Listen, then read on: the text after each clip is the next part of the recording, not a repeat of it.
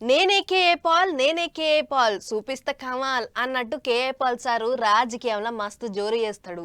అగ్గగ్గో వచ్చే వచ్చే ఇగిగ్గో వచ్చే వచ్చే అన్నట్టే చేస్తుంటాడు. ఏం చేసినా ఏ ముచ్చట్లు చెప్పినా వచ్చే వచ్చే పాయ పాయ అన్నట్టే చేస్తుంటాడు పాల్ సారు.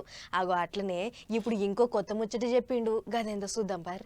ఓట్లొత్తుడే ఆలస్యం నేనున్నా అనుకుంటా ఊరికొస్తాడు. ఆడంగా పోటీ చేస్తా ఈడంగా పోటీ చేస్తానని మీటింగులు పెట్టి చెప్తుంటాడు.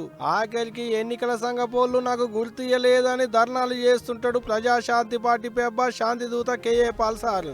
అట్ట ఇప్పుడు పార్లమెంటు ఓట్లు దగ్గర పడుతుంటే ఎప్పట్లెక్కనే పోటీ చేసేందుకు తయారైతున్నాడు. సార్ ఒక్కడే కాదు, మొత్తం అన్ని దుక్కుల సార్ పార్టీ వాళ్ళని నిలబెడతాడట, గెలిపించుకుంటాడట. వైజాగ్ లో నేను ఎంపీగా పోటీ చేస్తున్నాను విశాఖపట్నం.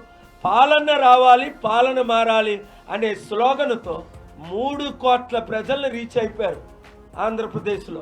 అగనట పాలన రావాలే పాలన మారాలే అనుకుంటున్నారట ఏపీ పబ్లిక్. అంతేకాదు వచ్చే పార్లమెంటు ఓట్లలో ప్రజాశాంతి పార్టీ తరపుకించి వరంగల్ టికెట్ ను కొత్తగా సార్ పార్టీల షరీకైన బాబుమోహన్ సార్కి ఇచ్చి నిలబెడతారట.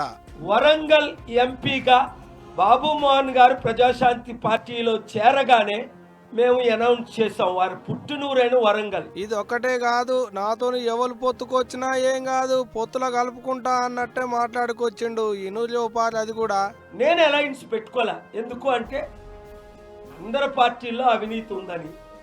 కానీ దేశాభివృద్ధి కొరకు రాష్ట్రాభివృద్ధి కొరకు బాబుమోహన్ గారి కొరకు అలయన్స్కైనా సిద్ధం అని నేను ఒప్పుకున్నా.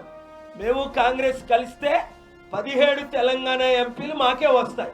మేము బీఆర్ఎస్ కలిస్తే 17 ఎంపీలు మాకే వస్తాయి, పోతే ఒక ఎంఐఎం తప్ప. ఇది నా ఛాలెంజ్. మాకు ఓట్ బ్యాంక్ ఉందని ఇదే రుజువు. ఇగో ఇట్ట హైదరాబాద్ బషీరాబాద్ ప్రెస్ క్లబ్ లో మైకుల ముంగడ కూర్చొని మాట్లాడుకుంటా ఇటువంటి ముచ్చట్లు చెప్పిండు పాల్ సారు. రారి వస్తే నా ఓటు బ్యాంక్ ఏందో చూపెడతా రారి, నాతోని కలిసి రారి అన్నట్టే ఇటు షెయి పార్టీ వాళ్ళను అటు కార్ పార్టీ వాళ్ళను పిలిచిండు. మరి చూడాలి ఎవరన్నా సార్తోని కలిసి పోటీ చేసేందుకు వస్తారో రారో అనేటిదిగా.